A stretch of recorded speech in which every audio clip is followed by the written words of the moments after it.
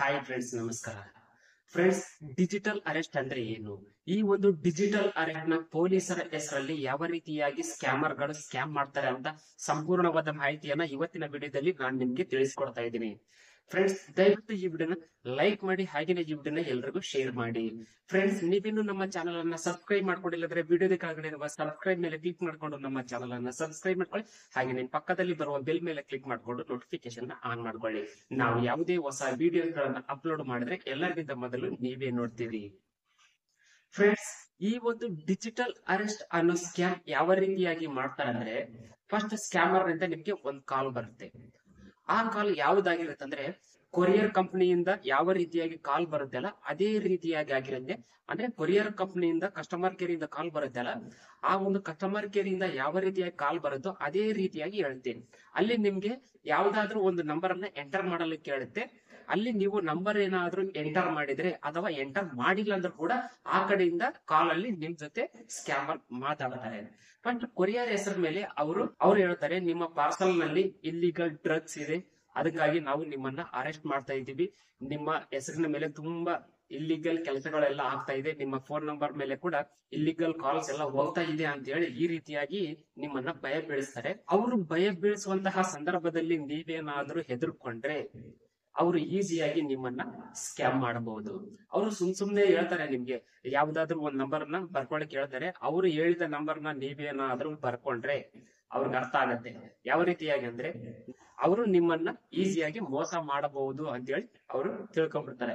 ಯಾವುದೇ ಕಾರಣಕ್ಕೂ ಈ ರೀತಿಯ ಸ್ಕ್ಯಾಮ್ ಕಾಲ್ಸ್ ಏನಾದ್ರೂ ಬಂದ್ರು ಅವರು ಹೇಳಿದಾಗೆ ನೀವು ಯಾವುದೇ ಕಾರಣಕ್ಕೂ ಕೇಳಲಿಕ್ಕೆ ಹೋಗ್ಬೇಡಿ. ಅವ್ರು ಫಸ್ಟ್ ನಿಮ್ಮನ್ನ ಟೆಸ್ಟ್ ಮಾಡ್ತಾರೆ, ನಿಮ್ಮನ್ನ ಮೋಸ ಮಾಡಬಹುದಾ ಅಥವಾ ಇಲ್ವಂತ ಟೆಸ್ಟ್ ಮಾಡಿನೇ ನಿಮ್ಗೆ ಮೋಸ ಮಾಡ್ಲಿಕ್ಕೆ ಅವರು ಟ್ರೈ ಮಾಡ್ತಾರೆ. ಫ್ರೆಂಡ್ಸ್, ಅವ್ರು ಕಾಲ್ ಮಾಡೋದು ಪೊಲೀಸರ ಹೆಸರಲ್ಲಿ ನಿಮ್ಗೆ ಕಾಲ್ ಮಾಡ್ತಾರೆ. ಫ್ರೆಂಡ್ಸ್, ಇನ್ನು ಬೇರೆ ಬೇರೆ ರೀತಿಯಾದಂತಹ ಸ್ಕ್ಯಾಮ್ ಎಲ್ಲ ನಡೀತಾ ಇರುತ್ತೆ. ನಾನು ಇದರಲ್ಲಿ ನಿಮ್ಗೆ ಎರಡು ಮಾತ್ರ ತಿಳಿಸ್ಕೊಡ್ತಾ ಇದ್ದೀನಿ. ಇನ್ನು ನೀವು ಹುಡುಗಿರಿಗೆ ಲೈಂಗಿಕ ಕಿರುಕುಳ ಕೊಡ್ತಾ ಇದ್ದೀರಿ ಅಂತ ಹೇಳಿ ಕೂಡ ಸ್ಕ್ಯಾಮ್ ಕಾಲ್ ಮಾಡಿ ನಿಮ್ಮನ್ನ ಎದುರಿಸಲಿಕ್ಕೆ ಪ್ರಯತ್ನವನ್ನು ಮಾಡ್ತಾ ಇರ್ತಾರೆ. ಈ ರೀತಿಯ ಕಾಲ್ ಬಂದ್ರೆ ಕೂಡ ನೀವು ಯಾವುದೇ ಕಾರಣಕ್ಕೂ ಎದುರ್ಕೊಳ್ಬೇಡಿ. ಅವರು ಯಾವುದರ ಹೆಸರ ಮೇಲೆ ನಿಮ್ಮನ್ನ ಫ್ರಾಡ್ ಮಾಡ್ತಾರೆ ಅಂದ್ರೆ, ಪೊಲೀಸರ ಹೆಸರನ್ನ ಬಳಸ್ಕೊಂಡು ನಿಮ್ಮನ್ನ ಫ್ರಾಡ್ ಮಾಡ್ಲಿಕ್ಕೆ ಟ್ರೈ ಮಾಡ್ತಾರೆ. ಅದು ಡೆಲ್ಲಿ ಪೊಲೀಸರ ಹೆಸರನ್ನ ಅವರು ಬಳಸ್ಕೊತಾ ಇದ್ದಾರೆ. ಅದು CBI ಹೆಸರನ್ನ ಕೂಡ ಅವರು ಬಳಸ್ಕೊತಾ ಇದ್ದಾರೆ. ನಾವು ನಿಮ್ಮನ್ನ ಅರೆಸ್ಟ್ ಮಾಡ್ತಾ ಇದೀವಿ, ನೀವು ಇಲ್ಲಿಗಲ್ ಕೆಲಸಗಳನ್ನ ತುಂಬಾ ಮಾಡ್ತಾ ಇದ್ರಿ, ನೀವು ಒಂದು ಹುಡುಗಿಗೆ ಲೈಂಗಿಕ ಕಿರುಕುಳವನ್ನು ಕೊಡ್ತಾ ಇದ್ರಿ, ಅವರು ನಿಮ್ ಮೇಲೆ ಕಂಪ್ಲೇಂಟ್ ಮಾಡಿದ್ದಾರೆ, ನಿಮ್ ಮೇಲೆ FIR ಆಗಿದೆ, ನಾವು ನಿಮ್ ಮನೆಗೆ ಬರ್ತಾ ಇದೀವಿ, ನಿಮ್ಮನ್ನ ಈಗಲೇ ನಾವು ಅರೆಸ್ಟ್ ಮಾಡ್ತೀವಿ ಅಂತ ಹೇಳಿ ಈ ರೀತಿಯಾಗಿ ಬೇರೆ ಬೇರೆ ಬೇರೆ ಕಾರಣಗಳು ಹೇಳಿ ನಿಮ್ಮನ್ನ ಹೆದರಿಸ್ತಾರೆ.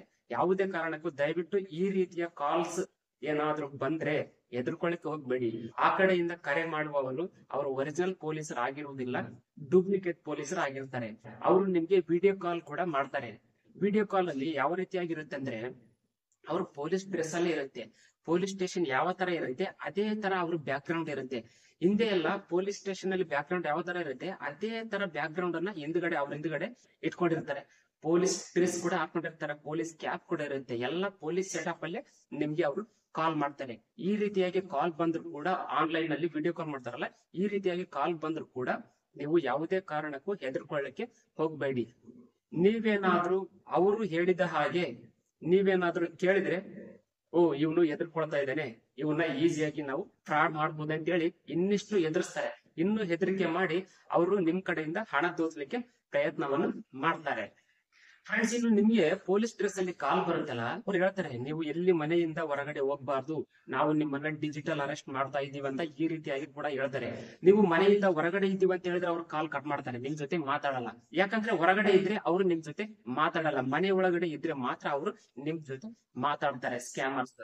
ನೀವು ಒಂದ್ ವೇಳೆ ಹೊರಗಡೆ ಇದ್ದೀನಿ ಅಂತ ಹೇಳಿದ್ರೆ ಅವರು ನೀವು ಆದಷ್ಟು ಬೇಗ ಮನೆಗೆ ಹೋಗಿ, ನೀವು ಮನೆಗೆ ಹೋದ್ಮೇಲೆ ನಾವು ಕಾಲ್ ಮಾಡ್ತೀವಿ ಅಂತ ಕೂಡ ಅವರು ನಿಮ್ಗೆ ಹೇಳ್ತಾರೆ. ಅದು ಯಾರಂದ್ರೆ ಸ್ಕ್ಯಾಮರ್ಸ್ ಆಗಿರ್ತಾರೆ, ಯಾರು ಒರಿಜಿನಲ್ ಪೊಲೀಸರು ಆಗಿರುವುದಿಲ್ಲ. ಇದರಲ್ಲಿ ಎಲ್ಲ ಡೂಪ್ಲಿಕೇಟ್ ಪೊಲೀಸರೇ ಇರ್ತಾರೆ. ಯಾವುದೇ ಕಾರಣಕ್ಕೂ ಈ ರೀತಿಯಾಗಿ ಪೊಲೀಸರ ಹೆಸರಿನ ಮೇಲೆ ನಿಮ್ಗೆ ಏನಾದ್ರೂ ಕಾಲ್ಸ್ ಏನಾದ್ರೂ ಬರ್ತಾ ಇದ್ರೆ ದಯವಿಟ್ಟು ಎದುರ್ಕೊಳ್ಳಿಕ್ಕೆ ಹೋಗ್ಬೇಡಿ. ನೀವು ಎದುರ್ಕೊಂಡ್ರೆ ನಿಮ್ಮನ್ನ ಸ್ಕ್ಯಾಮ್ ಮಾಡ್ಲಿಕ್ಕೆ ಸ್ಕ್ಯಾಮರ್ ಗಳಿಗೆ ಈಸಿ ಆಗುತ್ತೆ. ಯಾಕಂದ್ರೆ ಅವ್ರು ಫಸ್ಟ್ ನಿಮ್ಮ ಮೆಂಟಾಲಿಟಿನ ಟೆಸ್ಟ್ ಮಾಡ್ತಾರೆ, ಟೆಸ್ಟ್ ಮಾಡಿಯೇ ನಿಮ್ಮನ್ನ ಸ್ಕ್ಯಾಮ್ ಮಾಡಬಹುದಾ ಅಥವಾ ಇಲ್ವಾ ಅಂತ ಹೇಳಿ ತಿಳ್ಕೊಂಡು ಆಮೇಲೆ ಸ್ಟೆಪ್ ಬೈ ಸ್ಟೆಪ್ ಸ್ಕ್ಯಾಮ್ ಮಾಡ್ಲಿಕ್ಕೆ ಸ್ಟಾರ್ಟ್ ಮಾಡ್ತಾರೆ ಅವರು. ದಯವಿಟ್ಟು ಯಾವುದೇ ಕಾರಣಕ್ಕೂ ಸ್ಪ್ಯಾಮ್ ಕಾಲ್ಸ್ ಅಂದ್ರೆ ಸ್ಕ್ಯಾಮರ್ ಕಡೆಯಿಂದ ಕಾಲ್ಸ್ ಬರುತ್ತಲ್ಲ, ಹೆದರ್ಕೊಳ್ಳಕ್ಕೆ ಹೋಗ್ಬೇಡಿ. ನಿಮ್ಗೆ ಏನಾದ್ರು ಈ ರೀತಿಯಾಗಿ ಪದೇ ಪದೇ ಕಾಲ್ಸ್ ಏನಾದ್ರು ಬರ್ತಾ ಇದ್ರೆ ಸೈಬರ್ ಕ್ರೈಮ್ ಪೊಲೀಸರಿಗೆ ಕಾಲ್ ಮಾಡಿ ನೀವು ಕಂಪ್ಲೇಂಟ್ ಮಾಡಿ. ನೀವು ಸೈಬರ್ ಕ್ರೈಮ್ ಪೊಲೀಸರಿಗೆ ಕಂಪ್ಲೇಂಟ್ ಮಾಡಿದ್ಮೇಲೆ ಆ ನಂಬರ್ ಏನಿರುತ್ತಲ್ಲ ಅದನ್ನ ನೀವು ಬ್ಲಾಕ್ ಮಾಡಿ. ಆ ನಂಬರ್ ನ ನೀವು ಬ್ಲಾಕ್ ಮಾಡಿದ್ಮೇಲೆ ನಿಮ್ಗೆ ಮತ್ತೆ ಹೊಸ ಹೊಸ ನಂಬರ್ ಗಳಿಂದ ನಿಮ್ಮನ್ನ ಸ್ಕ್ಯಾಮ್ ಮಾಡ್ಲಿಕ್ಕೆ ಟ್ರೈ ಮಾಡಿದ್ರೆ ನಿಮ್ಗೆ ಹೊಸ ಹೊಸ ನಂಬರ್ ಗಳು ಬರ್ತಾ ಇರತ್ತಲ್ಲ, ಆ ನಂಬರ್ ಗಳನ್ನೆಲ್ಲ ಲಿಸ್ಟ್ ಮಾಡ್ಕೊಂಡು ನೀವು ಮತ್ತೆ ಸೈಬರ್ ಕ್ರೈಮ್ ಪೊಲೀಸರಿಗೆ ಕಾಲ್ ಮಾಡಿ ಆ ನಂಬರ್ ಗಳ ಡೀಟೇಲ್ಸ್ ಅನ್ನ ಅವ್ರಿಗೆ ಕೊಡಿ. ಅಂದ್ರೆ ಆ ನಂಬರ್ಸ್ ಇರುತ್ತಲ್ಲ ಆ ನಂಬರ್ಸ್ ಎಲ್ಲ ಸೈಬರ್ ಕ್ರೈಮ್ ಪೊಲೀಸರಿಗೆ ಕೊಡಿ, ಆ ನಂಬರ್ ಗಳ ಎಲ್ಲನ ಬ್ಲಾಕ್ ಮಾಡ್ತಾರೆ. ಫ್ರೆಂಡ್ಸ್, ನಾನ್ ಹೇಳಿರೋದು ಈ ವಿಡಿಯೋದಲ್ಲಿ 2 ಮಾತ್ರ ಹೇಳಿದ್ದೀನಿ. ಫ್ರೆಂಡ್ಸ್, ಈ ರೀತಿಯ ಫ್ರಾಡ್ ಕಾಲ್ಸ್ ನನಗೂ ಕೂಡ ಬಂದಿದೆ, ಅದಕ್ಕಾಗಿ ನಾನು ವಿಡಿಯೋ ಮಾಡ್ತಾ ಇರೋದು. ಫ್ರೆಂಡ್ಸ್, ನಿಮ್ಗೆ ಈ ರೀತಿಯಾಗಿ ಬೇರೆ ಬೇರೆ ರೀತಿಯಲ್ಲಿ ಕೂಡ ನಿಮ್ಗೆ ಕಾಲ್ಸ್ ಬರಬಹುದು. ಆದಷ್ಟು ಎಚ್ಚರವಾಗಿರಿ, ಕೇರ್ಫುಲ್ ಆಗಿರಿ, ಯಾವುದೇ ಕಾರಣಕ್ಕೂ ಫ್ರಾಡ್ ಗೆ ಒಳಗಾಗಬೇಡಿ. ಫ್ರೆಂಡ್ಸ್, ಈ ವಿಡಿಯೋ ನಿಮ್ಗೆ ಇಷ್ಟ ಆದ್ರೆ ಈ ವಿಡಿಯೋನ ಲೈಕ್ ಮಾಡಿ, ಶೇರ್ ಮಾಡಿ. ನೀವಿನ್ನೂ ನಮ್ಮ ಚಾನಲ್ ಅನ್ನ ಸಬ್ಸ್ಕ್ರೈಬ್ ಮಾಡ್ಕೊಂಡಿಲ್ಲ ಅಂದ್ರೆ ಈಗಲೇ ಸಬ್ಸ್ಕ್ರೈಬ್ ಮಾಡ್ಕೊಳ್ಳಿ. Thanks for watching. Take care.